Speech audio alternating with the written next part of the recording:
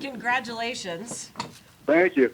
What were your first reactions, first impressions when you got the call from John?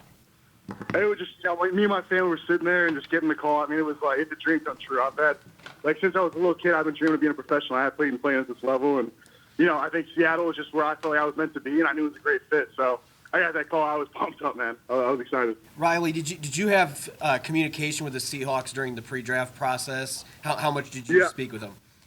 Yeah, I went on a 30 visit with them, and that's, and I had my formal at the combine with them. And I just felt like every interaction I had with them was positive, and their plan for me, their vision, and what they saw me doing was exactly what I kind of saw myself doing in the NFL. So I feel like it was like there was no better spot. What is that plan? Vision?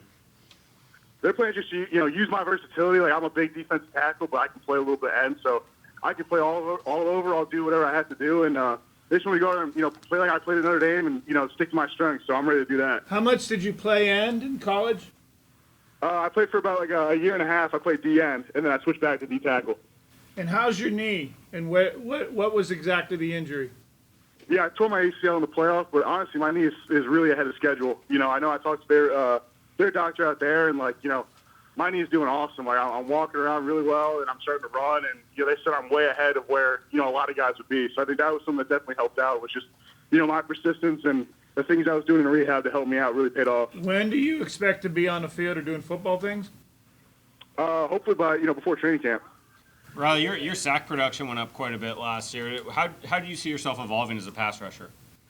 Yeah, for me, I knew I had a good plan, and I knew I could rush the passer, but it was just about finishing the rush. And, I had an opportunity to leave last year, and I decided that, I didn't want to leave without having that confidence and being a complete player. So that's why this year the biggest thing I focused on was my mobility and, finishing my rushes, because I knew I was a high sack number guy, but I just had to put it out there on film. So I was able to do that this year, and, I'm excited to do it in the NFL. Have you had any conversations with your new teammates? I'm thinking specifically maybe Julian Love.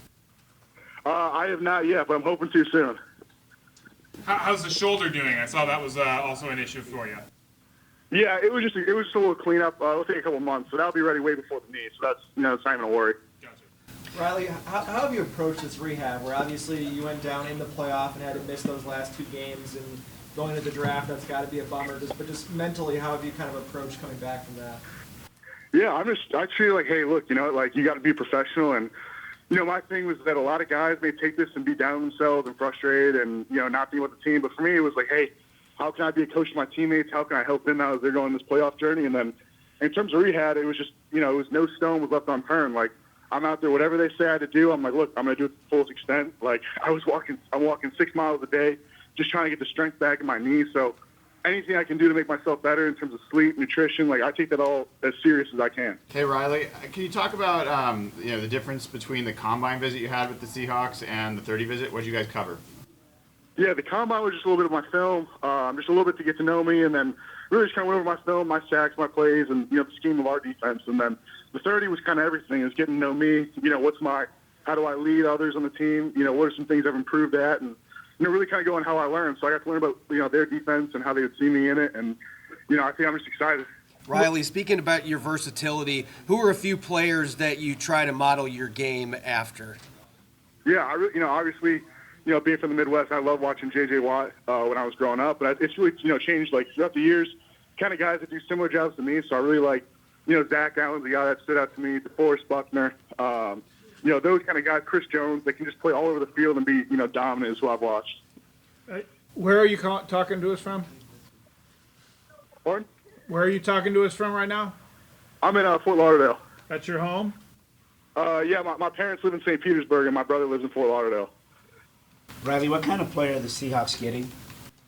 They're going to get someone who's gritty, who's tough, and then, just comes in with the mindset that I want to get better every day and be dominant. Like, for me, it's about how can I go out there and maximize myself every day to be, give us the best chance to win and win a Super Bowl. And it's something I've done my whole career. Like, when I was in high school, I approached it that way, and especially in college, I really matured. And, I just approached the game like a professional, and that's what I want to continue doing. So I want to get in there and, I want to earn the respect of my teammates and just every day try to better myself.